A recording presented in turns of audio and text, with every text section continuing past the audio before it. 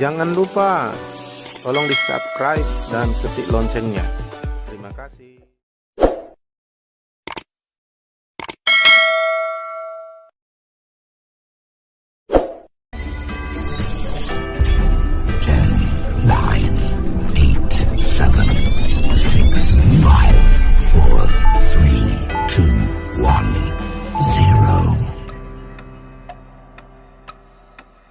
Terima kasih Tuhan, kami siap mendengar firman-Mu. Berfirman-Lah di dalam nama Yesus yang siap boleh berkata amin. Silakan duduk, Tuhan memberkati. Haleluya. Badan boleh tua, semangat harus muda. Amin. Karena di surga tidak ada yang tua. Jangan saudara pikir di surga itu nanti ada yang tua, bungkuk-bungkuk, capek, lelah, enggak. Yang di surga dewasa rohani. Dewasa rohani tidak identik dengan tua di muka bumi. Kalau tua itu di muka bumi itu kesannya sudah lemahnya. Tapi kalau dewasa rohani justru semakin sempurna. Haleluya. Maka kita harus punya semangat di hadapan Tuhan seperti orang muda, walaupun tubuhnya masih atau sudah tua, semangatnya tetap muda. Amin. Bahkan kita hari ini mau belajar menjadi seperti anak kecil. Haleluya. Karena pertumbuhan rohani ada 3 tahap. 3 tahap, yaitu pertumbuhan rohani disebut Kristen anak-anak, bayi. Itu ketika kita baru lahir, baru percaya Yesus, bertobat pertama kali, kita dilahirkan secara roh, secara rohani, kita disebut bayi rohani, Kristen bayi. Nah, kalau Kristen bayi atau anak ini bertumbuh, maka dia menjadi pemuda, ya. Kalau secara rohani bertumbuh dari pemuda lagi menjadi Kristen bapak-bapak atau Kristen dewasa. Jadi anak, pemuda, dewasa. Tahapan ini ada yang harus dilalui prosesnya. Ketika kita menjadi Kristen bayi, kita harus suka minum air susu yang murni, yaitu firman-Nya. Maka dia harus diberi makanan gizi, ya. Nah, kenapa orang pemuda, orang tua IQ-nya kurang hebat? Karena nggak dirawat makan waktu kecilnya, ya, kurang gizi, sehingga ya kayak saya dulu makan ubi sama kuriknya pula kan. Jadi waktu SMA nggak sanggup otak saya melawan orang-orang pandai. Kebetulan saya dimasukkan di sekolah orang kaya, orang pandai, jadi nggak sanggup.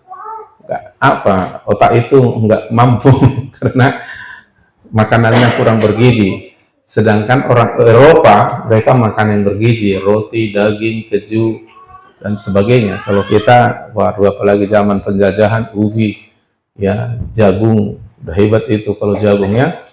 Nah, jadi secara rohani pun begitu. Ya, kita harus mendapat seluruh asupan yang dibutuhkan pada masa bayi, sehingga tumbuh pemuda dewasanya dia betul-betul anak yang sehat dan pintar gitu, ya. Nah, itu kenyataan secara fisik. Secara rohani pun begitu, harus cukup dapat makanan rohani. Dan ini peran dari orang tua terutama dan gereja. Jadi orang tua dan gereja harus kolaborasi, kerjasama, jangan berlawanan. Ya, harus kerjasama dengan guru sekolah minggu yang menangani anak-anak supaya anak-anak ini tidak kurang gizi secara rohani, ya. Lalu tumbuh nanti jadi dewasa sudah kuat, hebat, apalagi ya dia secara rohani lebih daripada penampilan jasmani, ya. Jadi kalau Kristen anak-anak atau Kristen bayi itu mereka harus sejak dini mengenal Allah sebagai Bapa. Apa? Allah sebagai Bapa, ya. Jadi sejak dini dia mengenal Allah sebagai Bapa. Nah, di sini perlu berperan Bapak yang dilihatnya, Allah yang kelihatannya itu seorang ayah. Ya. Jadi orang Batak bilang bahwa natua tua mido debata natarida. Nah, Allah itu menyatakan dirinya sebagai Bapak. Bapak itu artinya sumber, ya. Nah, jadi maka disinilah peran seorang ayah pada masa kecil. Anak-anaknya ini harus mengenal Allah sebagai Bapa melalui teladan, melalui kehidupan seorang ayah atau suami di dalam keluarga. Karena dialah yang pertama kali dilihat oleh anaknya, dan bahkan anaknya harus mengenal Tuhan sejak dini melalui ayahnya, karena ayahnya menampilkan Allah sebagai Bapa kepada anak-anaknya. Maka bapak-bapak harus mengenal bagaimana Allah sesungguhnya, ya, dan itu kembali berulang bagaimana dia dididik orang tuanya. Apakah orang tuanya mendidik si suami ini sebagaimana pola bahwa Allah itu menyatakan diri dalam diri seorang ayah, seorang bapak. Nah, kalaupun tidak, maka seorang ayah ini harus bertobat, harus datang ke gereja, dia harus mengenal Allah sebagai Bapa, supaya pertama kali yang ditampilkan oleh seorang ayah kepada anak adalah Allah sebagai Bapa. Nah, masalah-masalah keluarga adalah di mana peran suami atau seorang ayah di rumah tangga tidak menampilkan Allah sebagai Bapa sejak dini kepada anaknya, sehingga anaknya sejak kecil tidak mengenal Allah itu.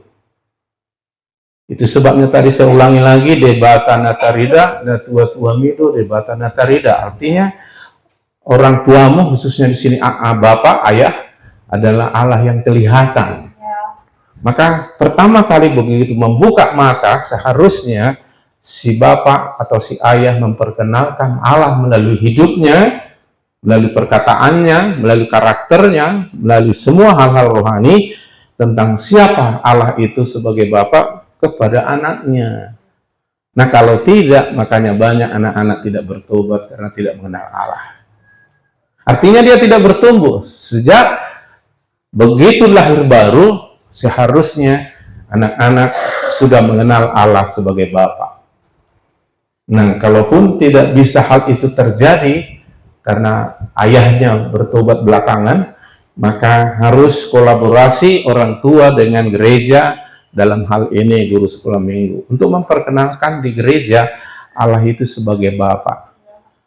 Lalu pelan-pelan seorang ayah harus berubah untuk memperkenalkan Bapa Allah yang dikenalnya itu kepada anak-anaknya. Nah, setelah melewati proses ini, anak-anak ini sudah mengenal Allah melalui bapaknya, ayahnya, karena ayahnya memperkenalkan Allah sebagai Bapa melalui pribadinya, maka anak ini akan bertumbuh nanti menjadi Kristen pemuda. Nah, kalau Kristen anak-anak pengalamannya dosamu diampuni, dia menjadi suci. Tapi kalau sudah Kristen pemuda, dia harus mengenal firman, mengenal Yesus. Jadi mereka sudah bisa mengalahkan dosa dan keinginan daging, semua itu hal-hal duniawi, ya. Dia sudah Kristen dewasa, Kristen pemuda, ya. Jadi mereka harus mengenal selanjutnya firman, mengenal Kristen muda ini mengenal firman, mengenal Yesus sebagai Tuhan Juru Selamat, dan diwarnai dengan kemenangan demi kemenangan. Haleluya. Bagaimanapun pemuda yang menentukan nasib bangsa seterusnya, pemuda yang menentukan nasib gereja seterusnya. Maka kalau pemuda hilang, maka dua generasi hilang. Otomatis guru sekolah anak-anak pasti hilang. Karena yang melayani remaja atau sekolah minggu kan pemuda. Dan mereka generasi selanjutnya. Makanya kita habis-habisan melatih, menggembleng, mendoakan, menyiapkan orang-orang muda kita. Ya, sehingga orang tua mati, tidak ada lagi, sudah waktunya orang muda ini akan bangkit dan bersama anak sekolah minggu. Jadi dua generasi terselamatkan. Dan tentu mereka akan terus lagi ke bawahnya. Nah, maka disinilah kita harus tahu bahwa tanggung jawab kita sebenarnya besar. Maka kita harus belajar sama Tuhan, harus mengandalkan Tuhan. Nah, jadi ciri-ciri Kristen anak tadi sudah mengenal Allah sejak dini melalui ayahnya, Allah sebagai Bapa. Melalui ayahnya dia mengenal Allah itu. Dan yang kedua, dia bertumbuh menjadi Kristen pemuda, dia harus mengenal Allah, firman, dan Yesus, dan mereka akan bisa mengalahkan banyak hal, ya. Karena pahlawan-pahlawan itu dimulai dari orang-orang muda yang hebat, ya. Terus nanti mereka bertumbuh, baru mengenal selengkapnya, seutuhnya Allah, Bapa, Anak, Roh Kudus. Kristen dewasa, ya. Dan Kristen dewasa udah bisa melakukan seperti yang dilakukan oleh bapaknya. Nah, orang dewasa sudah bertumbuh, bisa mengerti dan melakukan apa yang dilakukan bapaknya. Nah, kita akan melakukan apa yang menjadi kehendak Bapa dalam hidup kita. Haleluya. Maka seharusnya, sewajarnya orang tua atau yang orang tua yang dewasa harus sudah menjadi teladan patron bagi pemuda, remaja, anak-anak. Lalu pemuda harus menjadi patron bagi remaja dan anak-anak. Ya. Dan akhirnya ini keluarga bertumbuh secara menyeluruh, ya. Jadi diharapkan, tetapi kenyataannya di gereja tidak seperti itu. Iya, jadi karena orang tua tidak bisa menjadi patron, tidak bisa menjadi teladan, tidak bisa menjadi model, ya terpaksa orang muda bahkan bisa jadi anak-anak menjadi patron. Jadi kalau kita nggak bisa orang tua ini jadi teladan, terpaksa kita harus belajar kepada anak kecil.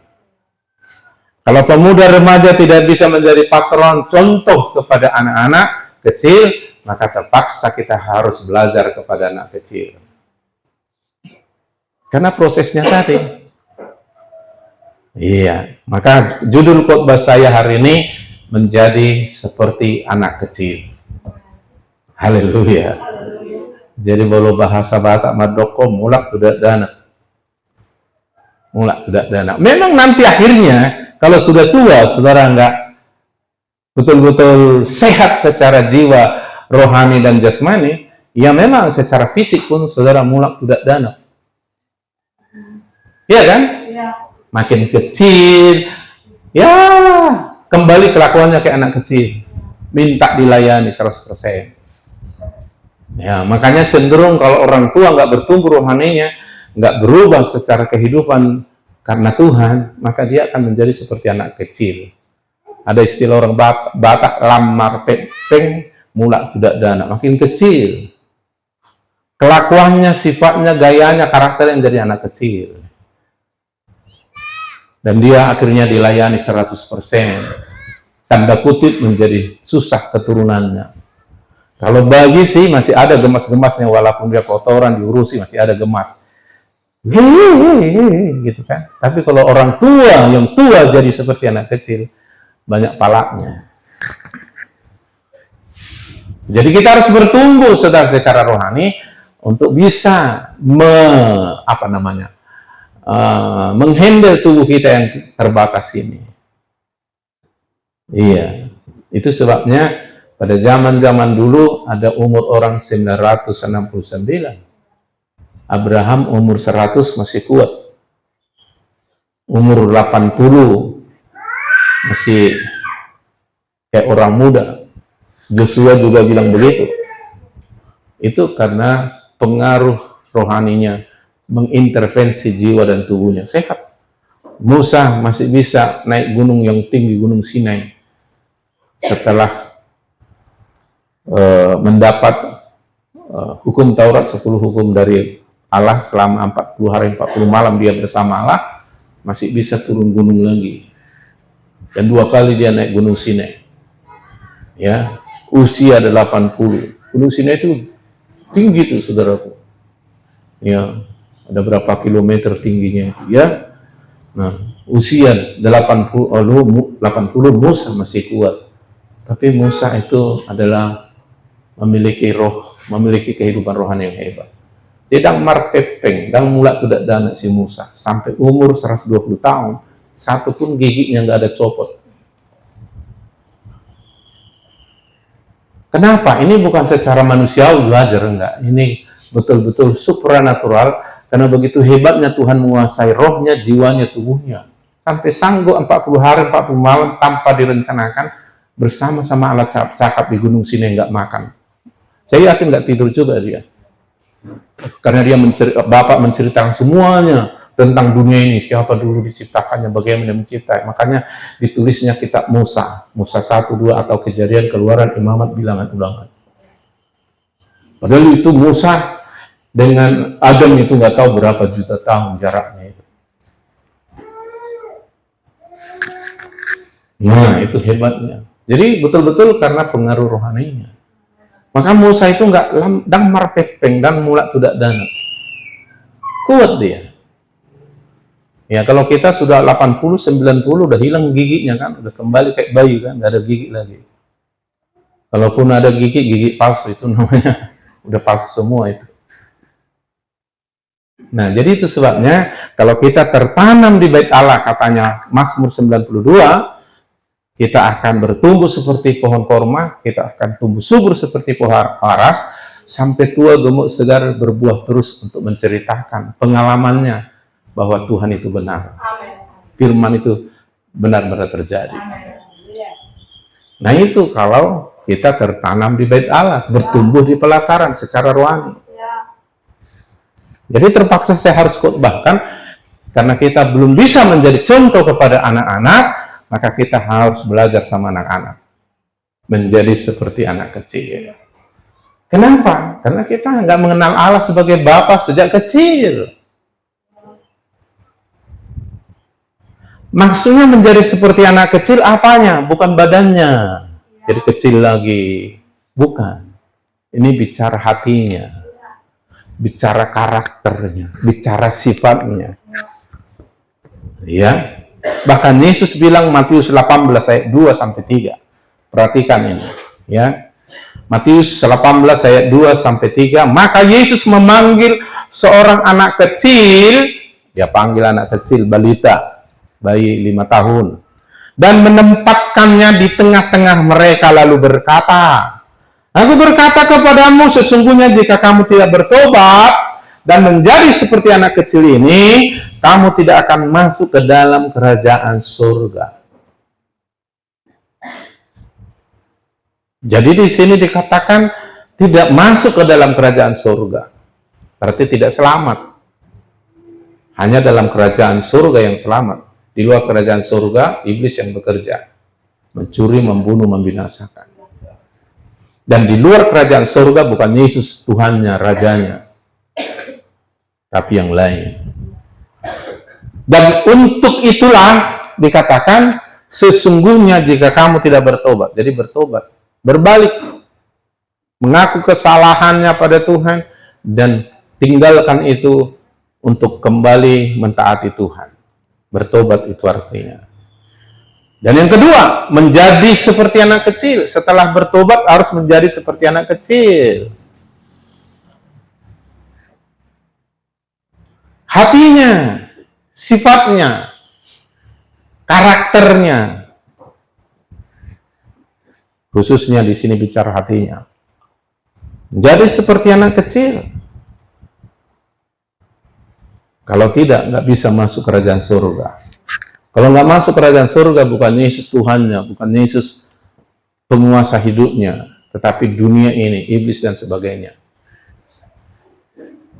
Dan orang nggak dalam kerajaan surga tidak ada jaminan, tapi orang yang hidup dalam kerajaan Allah tidak tergoncangkan, terus bertambah. Maka disuruh kita cari dulu kerajaan Allah dan kebenarannya, semua ditambahkan. Pertambahannya itu bagus, bukan bertambah rusak, bukan, sampai sempurna. Jadi kita harus belajar kepada anak kecil. Karena kalau kita nggak bertumbuh rohaninya, maka kita bertobat dan kita akan harus menjadi seperti anak kecil untuk bertumbuh menjadi Kristen pemuda, Kristen dewasa.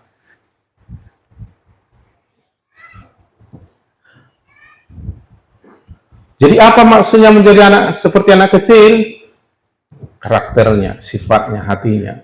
Anak kecil itu sifatnya yang pertama rendah hati. Apa? Rendah hati. Tidak ada anak kecil yang sombong, nggak ada itu. Tunjukkan sama saya mana anak kecil yang sombong. Kalaupun dibelikan mamanya dia baju yang cantik kali, suka kali dia, lalu dia pamer-pamer, sebenarnya bukan sombong. Hanya suka dia, bangga dia dibelikan. Anak kecil nggak pernah sombong. Bahkan kalaupun pamer dia nggak sombong sebenarnya. Dia hanya memberitahu, bajuku cantik, katanya. Tapi tidak ada sombong. Kalau nggak percaya, tanya ke anak kecil 5 tahun ke bawah. Nak, udah tahu dia ngomong kan? Udah tahu dia menjawab. Nak, apa artinya sombong? Definisi sombong, nggak tahu dia itu. Kau sombong kali, nggak ngerti dia. Kayak mana sombong? Kau sombong kali kau, mentang baju baru, kau gini-gini. Sebenarnya dia nggak sombong, dia nggak ngerti kan? Kalau itu kesombongan, dia bukan sombong, dia hanya senang aja. Tapi kalau orang tua kan bisa sombong kan, ya kan? Apalagi siapa bilang ada si Mongol stres bilang, kalau di kampungnya katanya kalau sudah beli berlian, beli emas katanya, rajin ke gereja, lalu angkat tangan, sudah lihat orang berlian emasnya kan, sombong, ada maksudnya, ya kan? Kalau ada pengacara kita harus gini-gini dia kan. Iya, kalau anak kecil walaupun dia pakai sepatu yang apa semua, kalaupun pamer dia nggak ada sombong itu. Dan anak kecil nggak ada menyombongkan diri. Walaupun ada anak kecil suka menonjol, tapi sebenarnya nggak menonjolkan diri. Nggak ada tinggi hati, sombong, congkak, nggak ada itu. Iri, nggak ada itu. Kalaupun anak kecil lihat, mama belilah sepatu seperti itu, nangis dia. Bukan iri dia, suka aja dia. Makanya yang namanya sakit hati itu nggak ada sama anak kecil. Dendam itu nggak ada sama anak kecil. Hanya orang sombong yang suka murah, tersinggung, dendam, sakit hati. Harga diri. Dan injak-injak harga diriku. Sebagai suami nggak berharga aku, katanya. Sebagai istri nggak ada gunanya, nggak ada hargaku. Nggak ada lagi. Sakit hati dia. Anak kecil enggak. Ibu-ibu, bapak-bapak kan pernah pukul anak kan? Pok. Walaupun belum tentu dia salah kan? Bahkan hanya 1 gelasnya pecah di bikinya, pukulan sama ini udah berat kali kan? Nggak sebanding harga 1 gelas, harganya 5.000, pukulan itu udah nggak sebanding itu kan? Nah, memang waktu sakit dia, iya sakit gitu. Lalu nggak terhalang dia tidur nanti malam. Coba suami memukul istrinya, pak! Padahal belum sakit kalinya kan? Tak bisa tidur 1 malam itu. Mikiri, udah capek-capek aku ngurus anak, dipakai pula aku, aduh. Gak ada artiku hidup ini, gak dihargai aku. Bagai udah berjuang aku, kapan laku bunuh diri? Anak kecil nggak ada, tidur aja dia. Karena nggak ada masalah sombong. Yang namanya iri, sakit hati, murah tersinggung, itu semua keluar dari hati yang sombong. Ayo, siapa yang murah tersinggung, payah tersungging, susah mengampuni, tapi gampang sakit hati. Anak kecil gampang mengampuni. Ayo, sini, diajar semua. Salaman.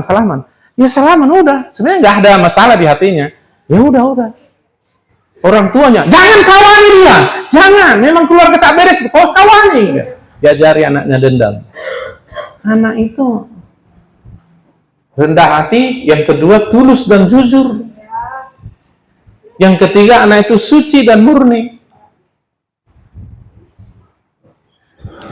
Tidak menganggap dirinya lebih penting dari orang lain. Sombong itu kan menganggap dia lebih kan? Ini apa ini orang miskin ini? Dia punya kelebihan.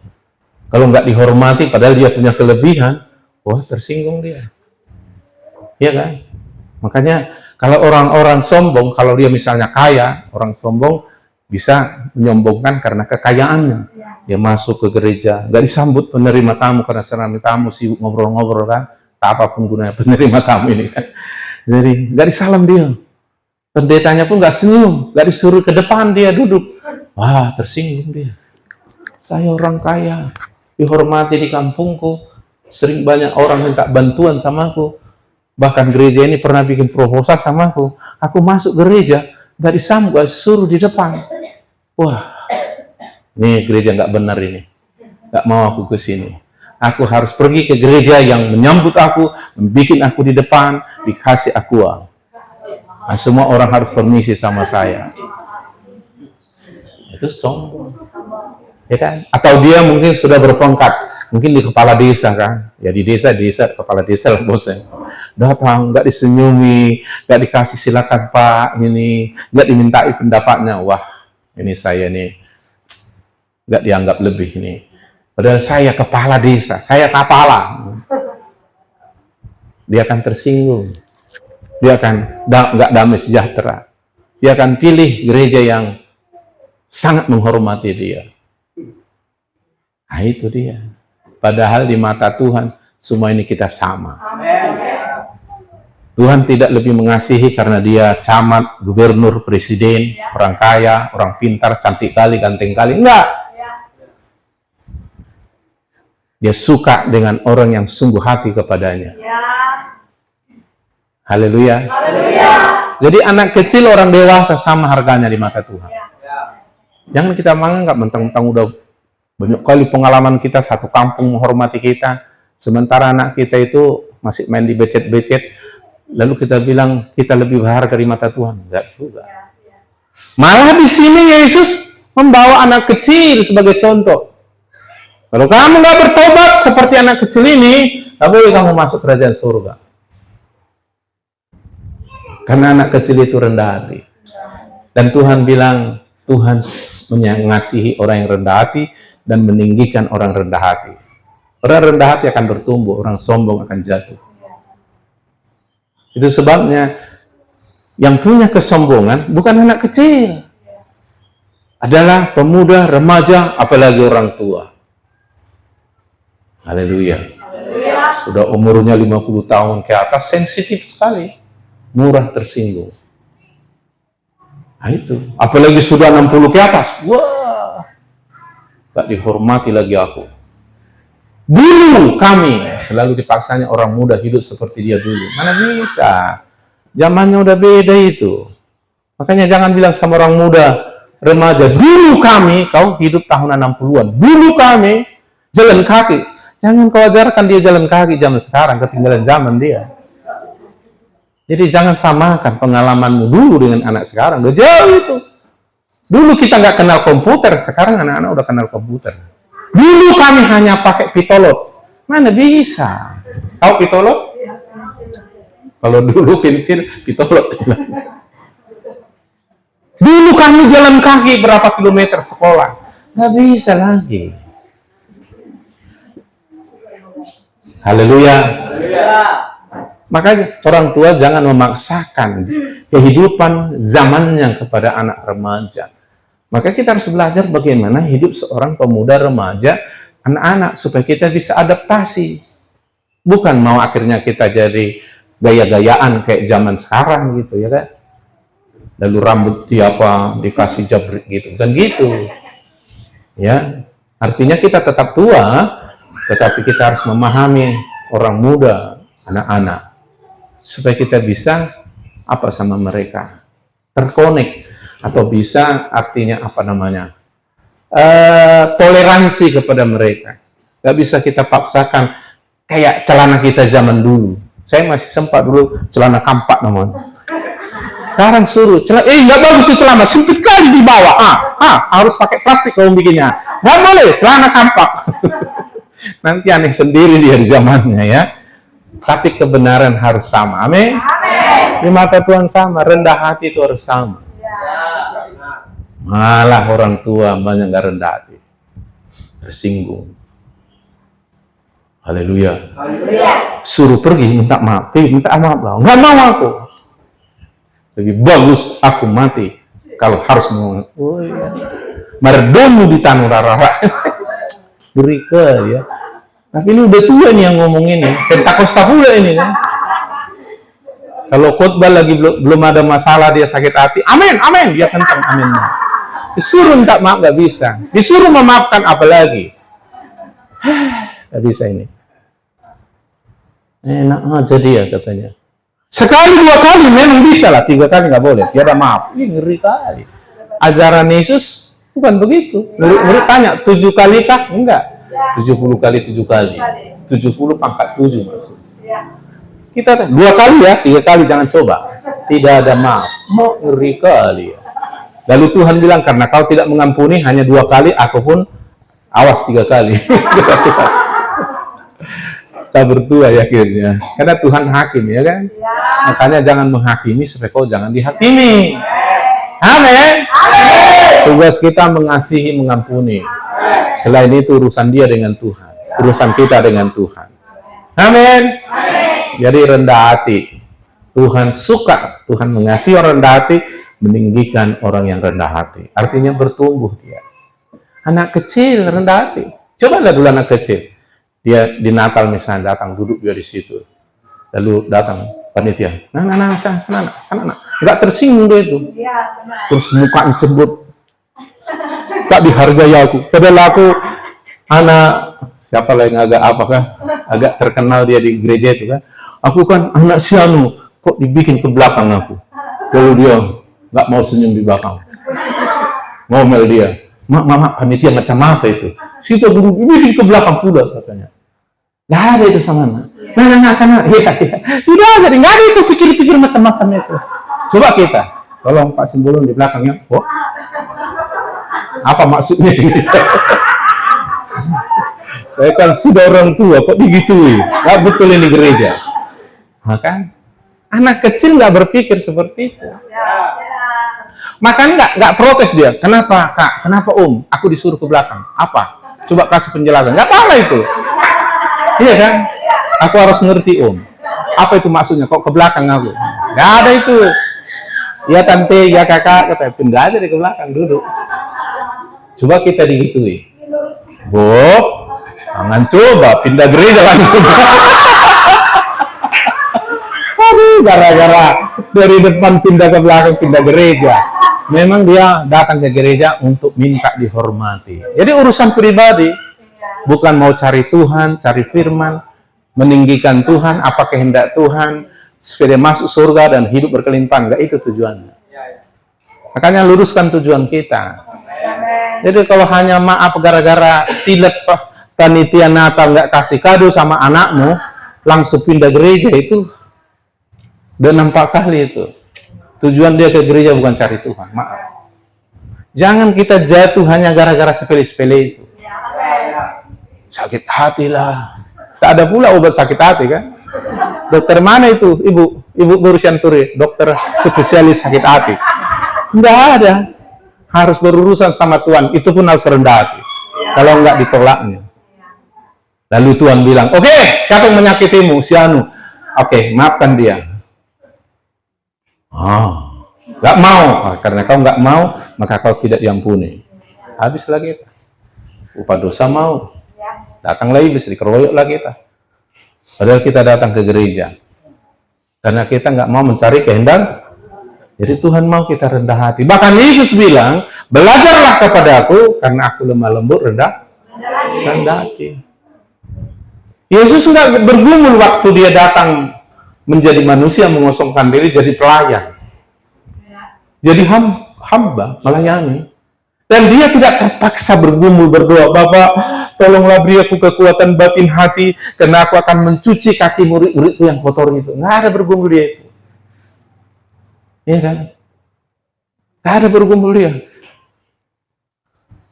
Karena dia rendah hati. Kalau kita nggak dihormati aku, memang kita harus saling menghormati, harus saling menjaga, harus saling menghargai. Tapi kalaupun tidak, nah sifat hati rendah hati ini membuat kita nggak terganggu. Amin. Kalau nggak rendah hati, pasti ini masalah ini. Ya kan? Pertengkaran suami istri itu karena nggak rendah hati. Suami bilang, aku kepala, ngapain kau mengatur? Padahal udah salah sebenarnya kan. Datang istri, ya kau kepala, tapi aku semua yang bertanggung jawab di rumah ini. Apa rupanya? Main lo orang ini.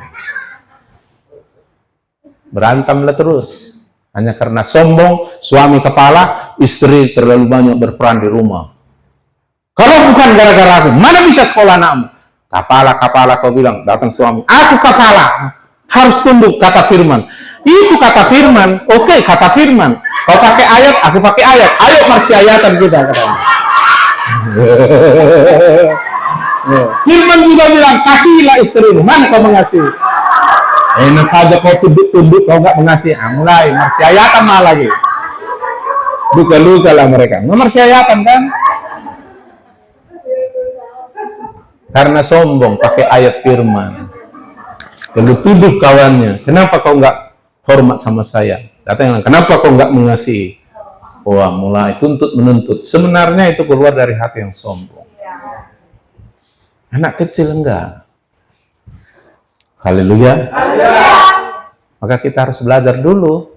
Kristen bayi ini mengenal Allah sebagai Bapa, sebagaimana diajarkan oleh Yesus. Kamu harus seperti anak kecil ini, hatinya rendah hati. Amin. Tidak menganggap dirinya lebih walaupun dia memiliki kelebihan. Cenderung orang sombong karena punya kelebihan.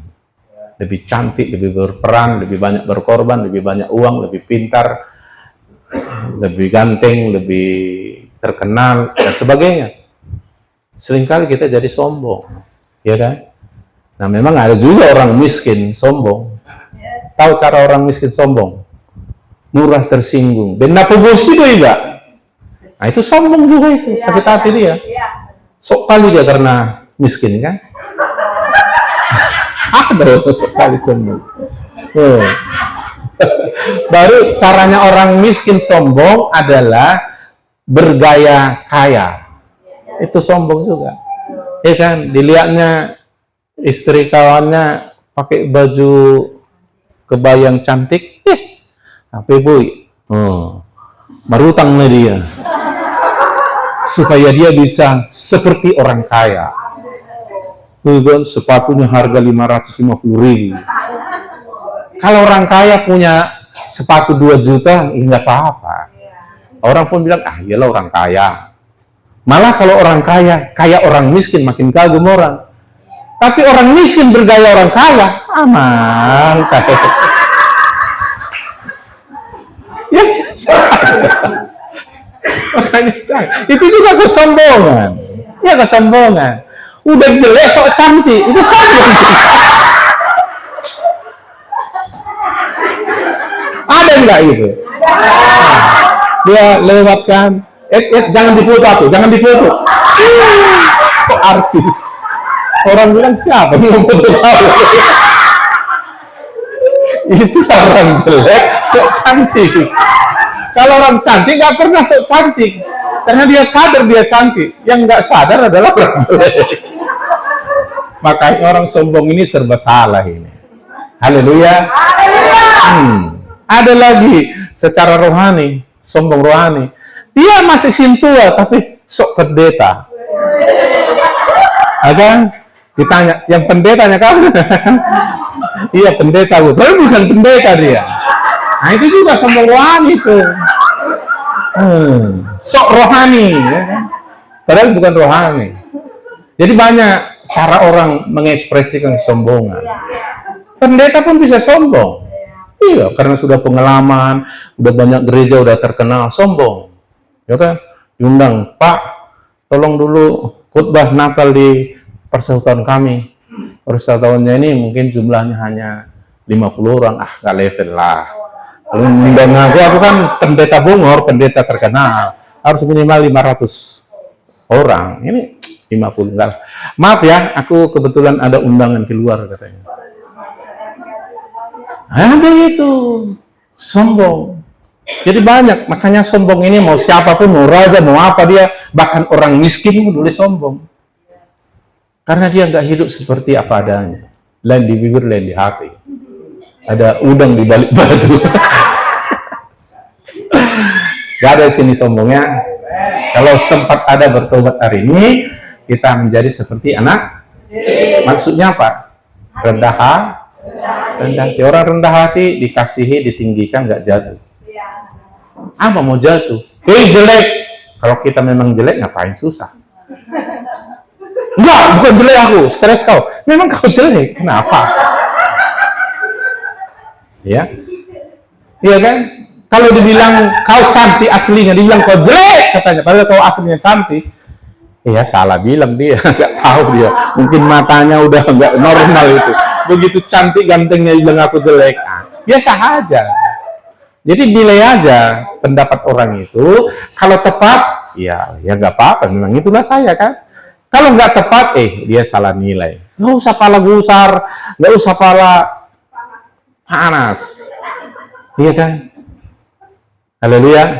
Nah, itu cara kita membentuk rendah hati. Rendah hati ini perlu dibentuk dalam diri kita. Belajarlah kepadaku, kata Yesus, aku rendah hati, lemah lembut. Jadi belajar rendah hati. Haleluya. Jangan tersinggung. Kau jelek, dibilang, hei jelek, tersinggung kau. Kalau dibilang, hei cantik, kau bangga. Kau jadi palsu nanti. Padahal sebenarnya aslinya kau jelek. Dibilang cantik, kan? Kau iakan, kan? Kebohongan hidupmu. Ya biasa aja. Kalau cantik kau dibilang jelek, ya salah pandang dia, salah nilai. Kalau dibilang kau jelek, ya memang jelek. Cuma hatinya yang bagus. Amin. Gitu aja. Ya jelek-jelek gini tapi anak Tuhan. Masuk surga. Gitu aja. Ngapain?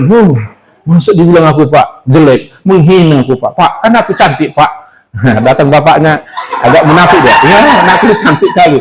Kau cantik segambang saya. Gak usah palsu-palsu. Udahlah nak.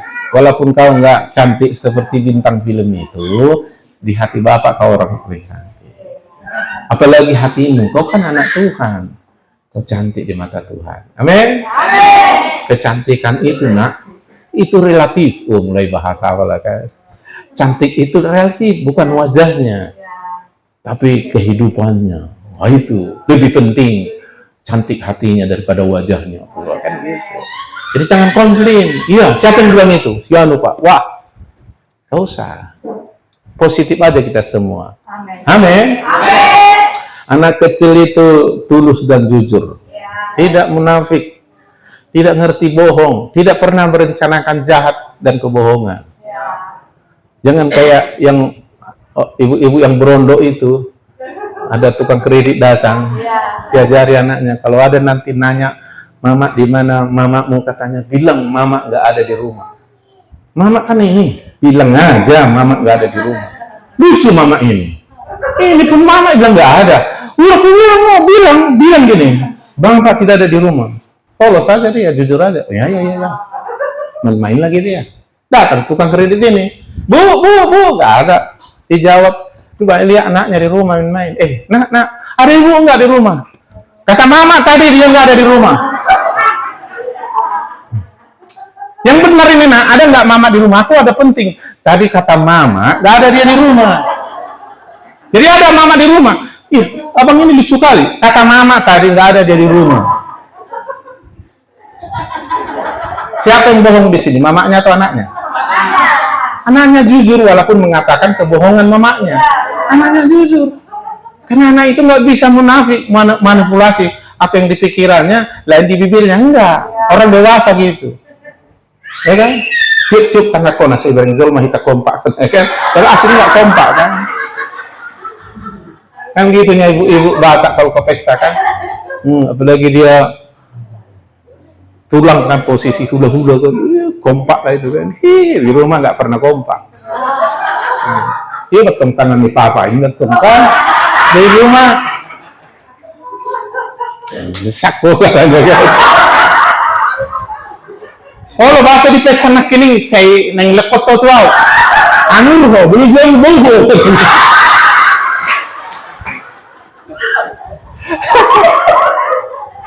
Kata di rumah bau kali dia, keluar wangi kali dia. Makanya ibu-ibu kalau yang belum ya belajar seperti ini, itu kalau di luar, wih cantik kali lah itu kan, bersih, sopan, senyum, wangi. Di rumah, waduh. Nah kalau anak kecil enggak, biasa aja. Amin. Enggak lain di bibir, lain di hati. Nah itu makanya kita harus minimal kita harus belajar sama anak kecil. Kalau nggak lolos, nggak masuk kerajaan surga. Nggak masuk. Ya kan? Tidak mengerti bohong. Ya, nah kita harus belajar. Tahu sekarang-karang. Dari mana tadi, Pak? Kok nggak gereja minggu yang lalu? Di Karang dulu. Kalau aku bilang malas, nggak enak nanti kan. Dibilang aku nggak rohani kan, nggak enak lah. Di Karang dulu kira-kira berapa menit, kebetulan otaknya pintar kan. Ah iya, ada pesta di Toba, padahal minggu yang lalu ada pesta Toba kan.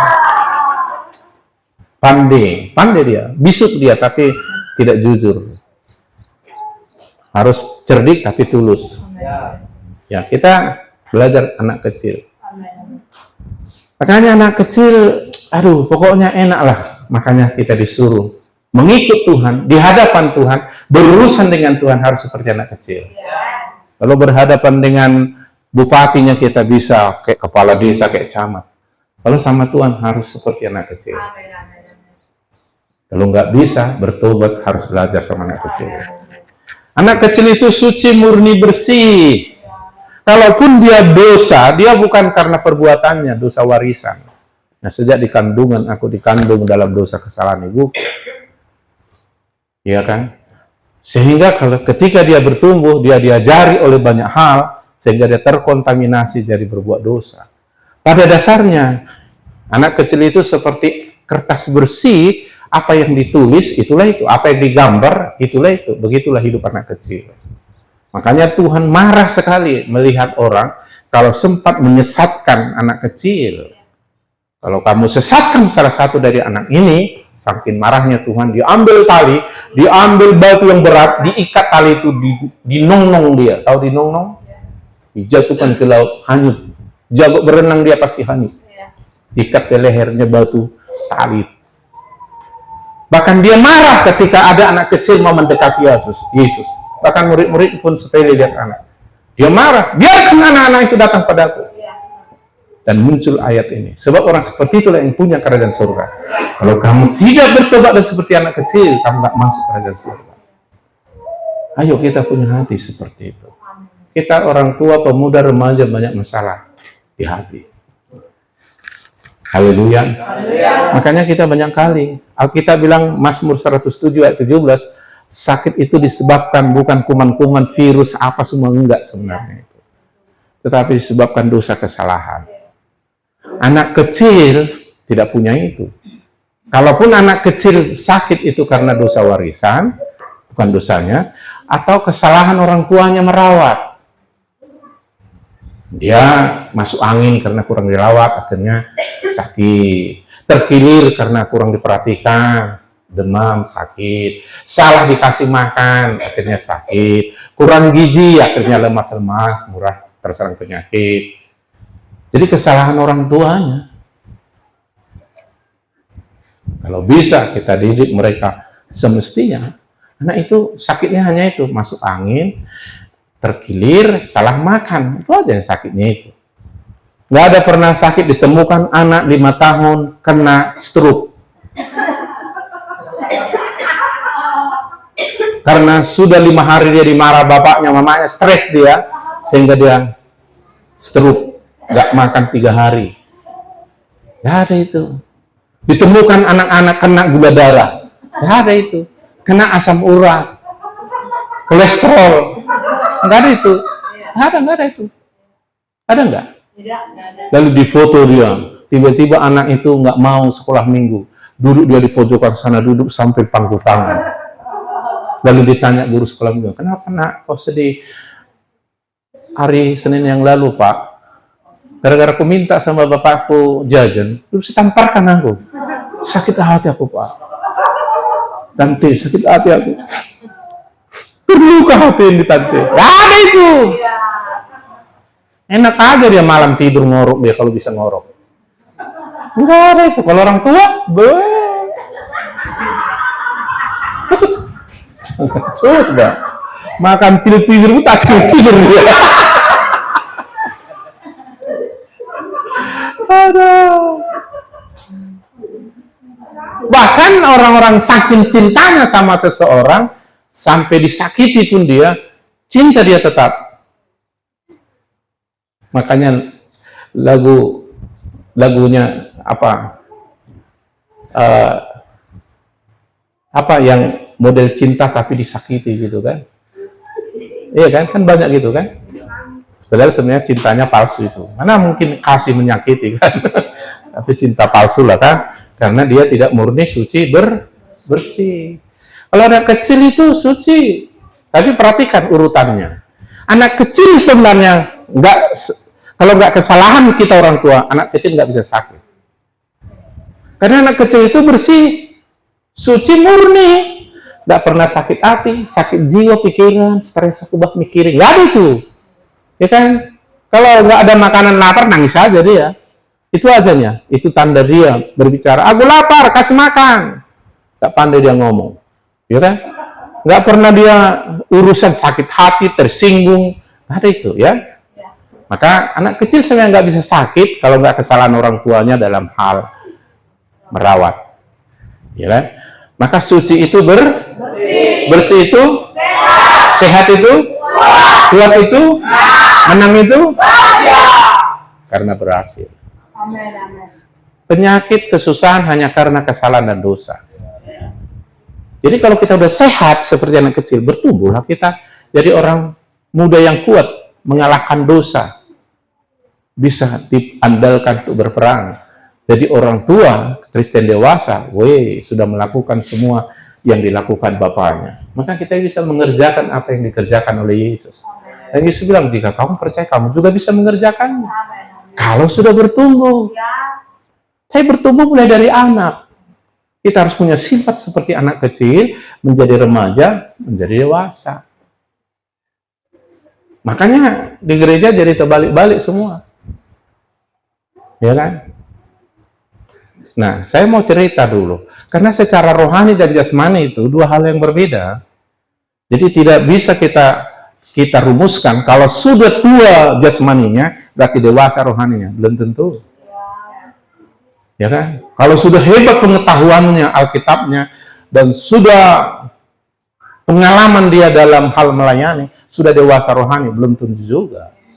Kedewasaan rohani ditentukan, dilihat dari karakternya. Rendah hatinya, mengasihinya, kesabarannya, kesetiaannya, karakter buah roh. Pohon baik tidak dikenal dari buahnya. Makanya kekristenan ini kayak berlomba. Ya, siapa yang terdahulu bisa terkemudian, siapa yang terkemudian bisa terdahulu. Saya dulu beberapa puluh tahun yang lalu pernah khotbah di Padang Halaban. Hati-hati kita yang sudah tua-tua di sini ya. Anak pertama dalam pelayanan ini. Kita harus bertumbuh. Kita harus menjadi model. Kita harus menjadi contoh. Kita menjadi teladan. Patron bagi orang muda. Untuk mereka bertumbuh lebih dahsyat. Kalau tidak, nanti satu ketika cucumu akan berdiri di sini mengkhotbahimu. Tergenapi sekarang di Padang Halaban. Tergenapi.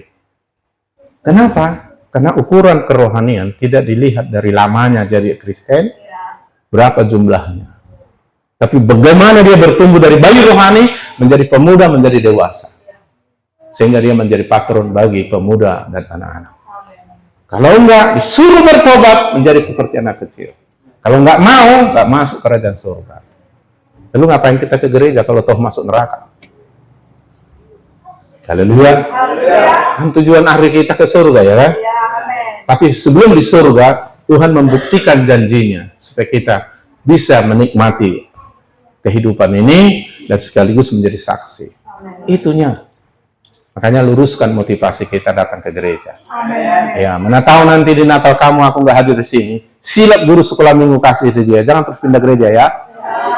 Ya kan? Bilang aja supaya anakku jangan kecewa. Bikinlah tinta apapun hadiahnya. Bilang aja. Apa yang mesti sakit hati? Lalu jelek-jelekan gereja macam apa itu? Jangan. Haleluya. Apalagi sampai menjelek-jelekkan pendetanya. Wah. Udahlah.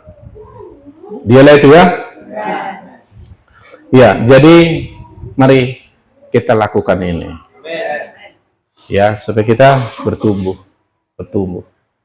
Nah, kalau semua kita bertumbuh, maka kepekaan kita terhadap Tuhan lebih tajam lagi.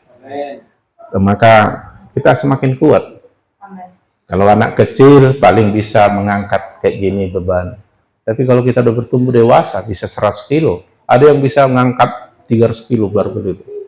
Itu karena dia latihan. Secara rohani pun begitu. Kita semakin kuat dan melakukan perkara-perkara besar. Haleluya. Berbahagialah orang yang mendengar melakukan firman. Lakukanlah. Jadi jangan lagi. Tuhan mau kita berbahagia. Jangan gara-gara kurang dihormati nggak berbahagia kita. Gara-gara kita tanda kutip sedikit diejek, diremehkan, lalu kita merasa kurang harga diri, lalu hilang sukacita kita. Apa gunanya? Tapi Tuhan bilang, hendaklah kamu bersukacita di dalam Tuhan senantiasa. Karena hati yang gembira, jangan sampai patah semangat, kering tulangmu. Ya, kalau diterjemahkan kering tulang, osteoporosis, kanker tulang, bisa juga encok-encok, semua itu. Tapi kalau kita sukacita, tidak ada patah semangat. Amin. Harus begitu, khususnya bagi rekan-rekan yang sudah tua 50 tahun ke atas. Jangan mau tersinggung. Tidak ada gunanya soalnya. Kalau ada gunanya, semakin kuat Pak, semakin tersinggung, makin kuat, oke silakan. Tapi nggak ada. Mematahkan semangat, iya. Ngapain gara-gara sikap orang, perkataan orang, jadi susah kita. Lebih bagus kita perhatikan firman, kita lakukan. Oke. Makanya Tuhan Yesus nggak pernah tersinggung sakit hati, walaupun diludahi dia. Iya kan? Malah dia berdoa, Pak.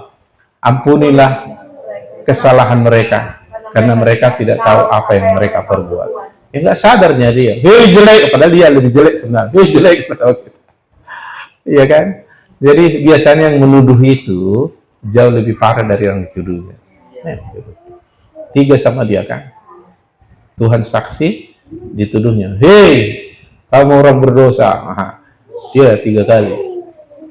Sama orang sekali. Ya kan? Mana ada orang menuduh, hei. Ada nggak menuduh gini? Hei, tahu. Datang yang lain, oke. Ya, tapi kau katanya. Apalagi dilipat kakinya dan ke Tuhan kan, dilipat kan. Berkali matanya besar itu. Gak usah. Amin. Iya. Jangan sampai itu. Kita harus belajar. Kata Yesus, belajarlah kepadaku karena aku lemah lembut rendah. Saya pun belajar. Terus bertahun-tahun saya belajar.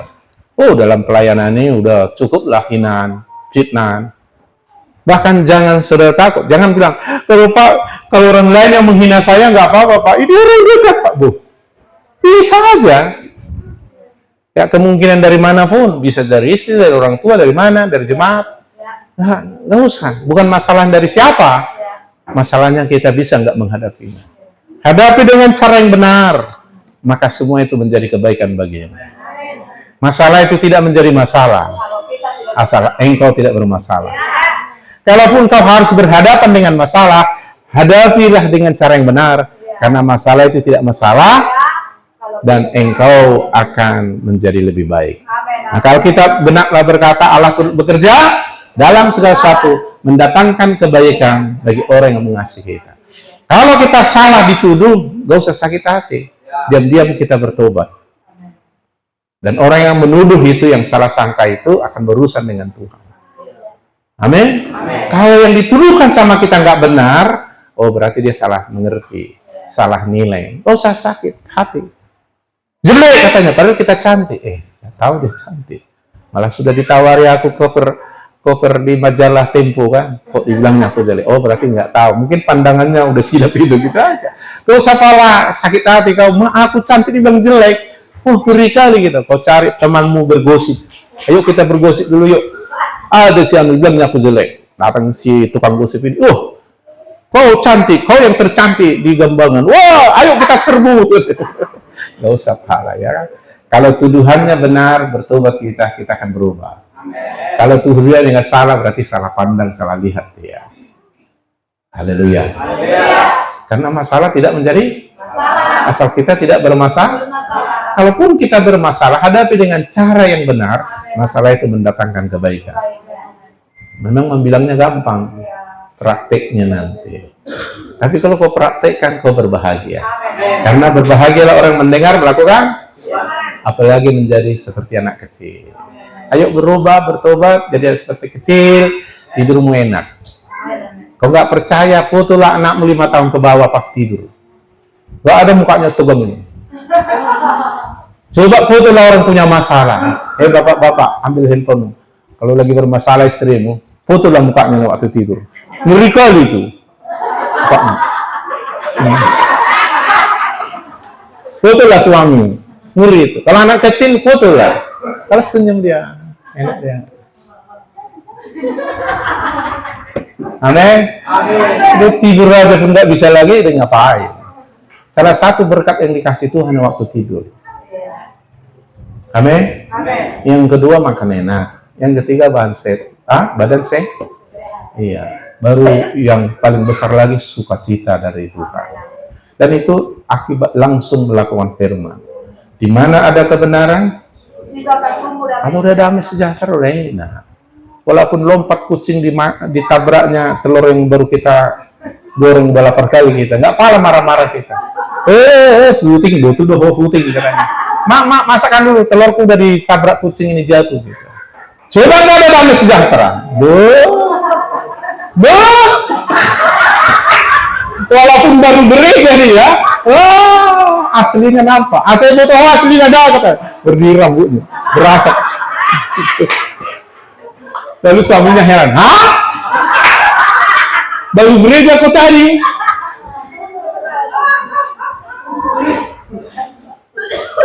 Berasap.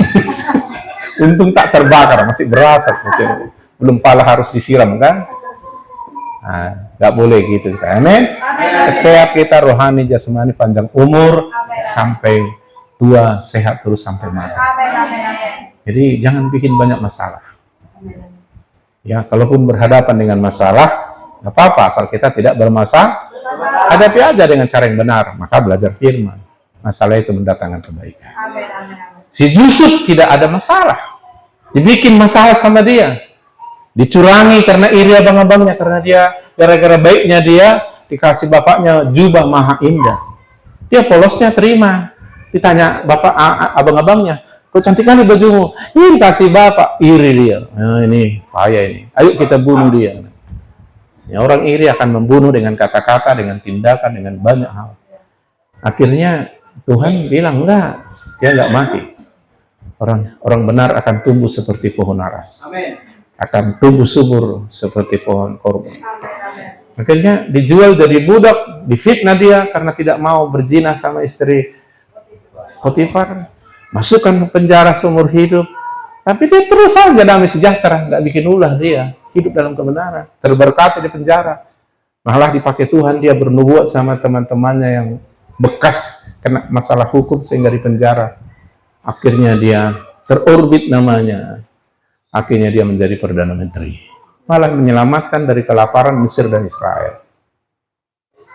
Demikian juga Daniel. Gara-gara itu Tuhan sungguh-sungguh berdoa, dipolitiki dia melalui raja yang menyembah berhala. Akhirnya dihukum mati. Masukkan ke gua singa supaya dia dibunuh oleh singa. Apakah dia mati? Enggak. Karena orang benar akan tumbuh subur seperti pohon aras. Dia malah dari situ menjadi Perdana Menteri. Sadrak, Mesak, Abednego nggak mau menyembah patung raja. Raja salah mengerti, nggak taat karena nggak sesembahan nggak kau sembah. Ditanya kenapa? Tuanku raja, aku tidak mungkin menyembah Allah yang tidak kukenal. Aku sudah mengenal Allah. Marah dia, salah mengerti. Panaskan tunggu api 7 kali lipat. Gua 7 kali lipat. Artinya masukkan besi langsung jadi bubur. Masukkan yang memasukkan yang terbakar karena saking panasnya. Apakah hancur, mati, binasa? Enggak. Hanya talinya yang putus. Justru dia menjadi menteri koordinator. Begitulah kalau kita, kalaupun kita udah baik-baik, udah bagus-bagus, tapi terus kita digitui, nggak apa-apa. Karena kita bukan itu. Kita hidup dalam kebenaran, kita akan tumbuh subur seperti pohon aras, kita akan berbuah seperti pohon korma di padang gurun sekalipun. Jadi nggak usah susah dengan itu semua. Karena di dunia ini, akhir zaman memang sudah begitu kondisinya. Mau orang tidak kenal Yesus, mau kenal Yesus, kalau mereka nggak bertumbuh dalam Tuhan, cenderung hidup dengan pola dunia. Makanya kita hidup dengan cara yang Tuhan ajarkan. Amin. Haleluya. Kasih mulun. Pasti kau sehat. Mau pakai obat, tak pakai obat, sehat. Karena saya sudah mengalaminya. Saya 2 kali sembuh tanpa obat. Bukan maksudnya salahkah pakai obat? Nggak salah. Karena tergantung kapasitas iman kita ya.